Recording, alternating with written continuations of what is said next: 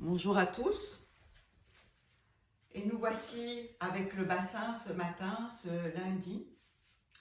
Alors la première chose qu'on va faire, c'est essayer de sentir notre bassin. Je vous propose avec vos mains de les mettre à hauteur du bassin et de commencer à suivre le relief du bassin. Et faites-le chacun comment vous le sentez. Quelle est la partie qui vous semble la plus importante, celle qui prend le plus de place chez vous? Quelles sont les limites du bassin?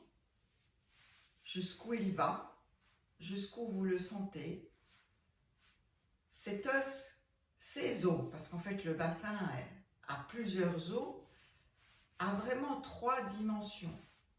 Est-ce que j'en ai la conscience?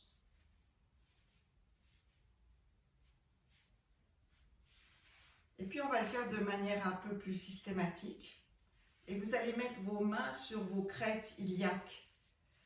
Donc ces petits os qui ressortent ici au niveau du bassin. Et vous partez de là. Et à partir de là, vous faites le tour de toute la crête iliaque qui va jusqu'à la partie postérieure, ici, dans votre dos, et qui va rejoindre le sacrum. Oui, donc le sacrum, qui est une autre partie du bassin, et qui fait le lien entre le bassin et la colonne dorsale. Et essayez aussi de sentir ce sacrum et de sentir comment il peut descendre jusqu'au coccyx. Ça, c'est pour l'arrière.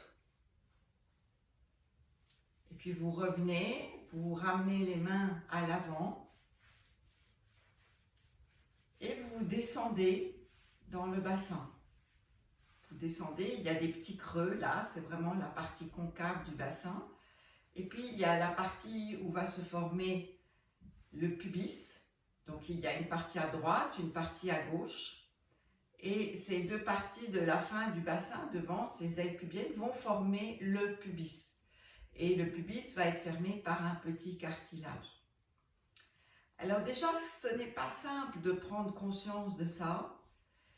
Et vous allez ensuite mettre vos mains de nouveau sur les crêtes du bassin et vous allez pousser avec vos mains, avec vos bras, sur les crêtes vers l'intérieur, comme si vous vouliez ramener le bassin pour en sentir vraiment toute sa consistance. Et puis vous relâchez. Et observez si vous sentez la même chose à gauche et à droite.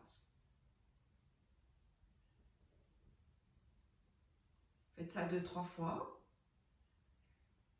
Et sentez aussi quand vous poussez, qu'est-ce que ça change dans les pieds.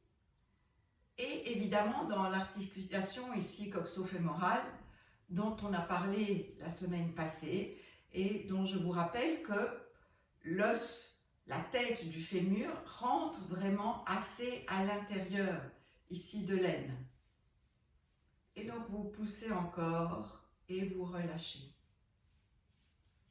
Et puis vous placez vos mains ici sur votre sacrum, derrière vous. Vous placez vos 2 mains de telle manière à épouser la forme du sacrum. Et une fois que vous avez poussé les mains là, posé vos mains là, vous allez pousser avec votre sacrum sur vos mains et retour. Donc l'idée n'est évidemment pas de tomber, mais de pousser pour sentir cet os du sacrum, pour sentir qu'il est présent là, entre les 2 ailes du bassin. Vous poussez et vous relâchez. Et vous allez peut-être sentir qu'en poussant sur ce sacrum, la position des pieds va changer et la position du dos va changer également. Poussez et relâchez. Et sentez aussi, est-ce que vous poussez sur les 2 parties du sacrum ou bien si vous poussez plus facilement sur la partie gauche ou sur la partie droite. Et poussez, relâchez. Très bien.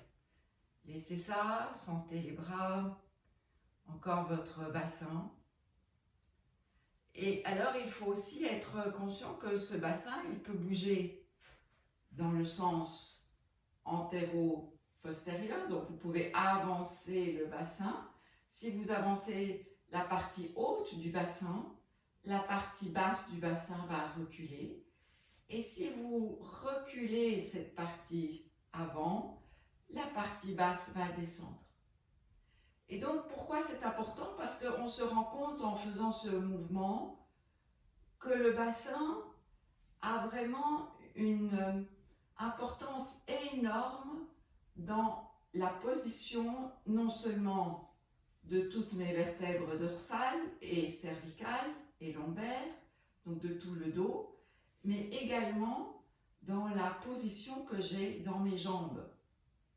Oui, et que le poids que je viens poser sur mes pieds et le poids qui va aller vers le haut va dépendre de ce positionnement-là du bassin. D'où l'importance aussi d'avoir un bassin relativement équilibré. Chacun d'entre nous a son propre équilibre.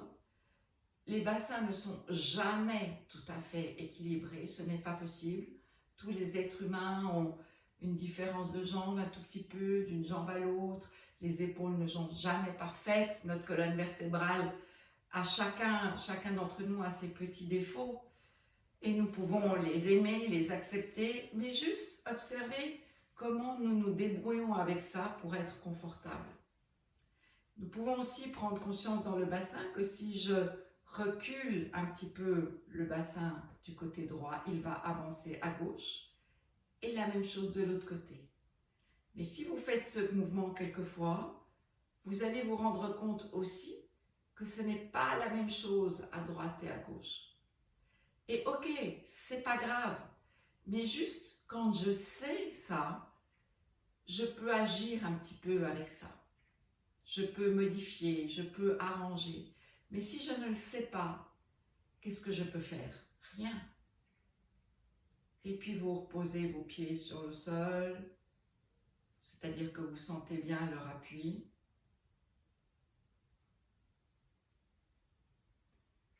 Et juste encore une fois, vous allez sentir que vous pouvez monter un petit peu la hanche en levant le pied et l'autre. Donc ici, le bassin a une mobilité, mais sa mobilité dépend aussi des jambes.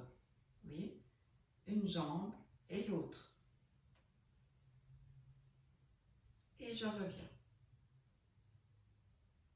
Et encore un petit détail encore, lorsque vous allez vous asseoir aujourd'hui de temps en temps, portez l'attention à qu'est-ce qui change dans mon bassin, dans ces trois dimensions, quand je m'assieds et quand je me lève.